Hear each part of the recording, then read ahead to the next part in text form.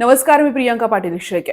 राजकारणात जेव्हा मुद्दे संपतात तेव्हा चर्चा विकासाची राहत नाही, ती वळते फोटो आरोप बदनामीकडे. अहिल्यानगरमध्ये असाच वाद आता केंद्रस्थानी आहे. सोशल मीडियावरती काही जुने फोटो व्हायरल होत आहेत. या फोटोंच्या आधारे खासदार निलेश लंके यांचे ड्रग्ज माफियांशी संबंध असल्याचा थेट अप्रत्यक्ष दावा केला जातोय. एका फोटोवरनं संबंध ठरवता येतात का, हा सवाल उपस्थित राहतो. सार्वजनिक जीवनात असलेली व्यक्ती दररोज शेकडो लोकांना भेटते.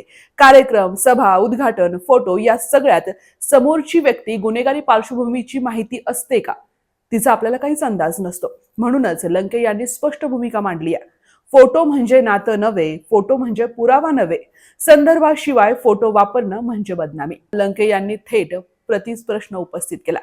ड्रग्ज प्रकरणातील मुख्य आरोपी भूषण उर्फ ऋषी चत्तर याच्यासोबत माजी खासदार सुजय विखे पाटील आणि आमदार काशीनाथ दाते यांचे जवळचे फोटो सोशल मीडियावरती उपलब्ध आहेत.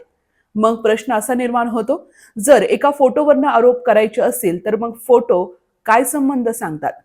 फोटोचा निकष सगळ्यांसाठी सारखाच आहे का, हा देखील प्रश्न उपस्थित राहतो.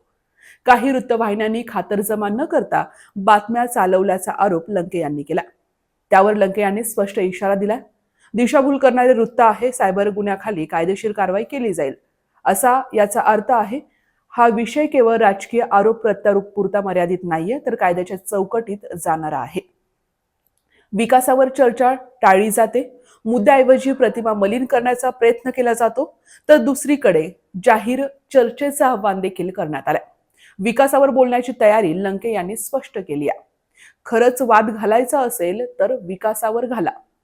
मी जाहीर चर्चेला तयार आहे. जागा तुम्ही ठरवा, वेळ तुम्ही ठरवा, समोरासमोर चर्चा करूयात. हा वाद केवळ फोटोचा नाहीये, तो आहे राजकारणाची दिशा काय असावी याचा.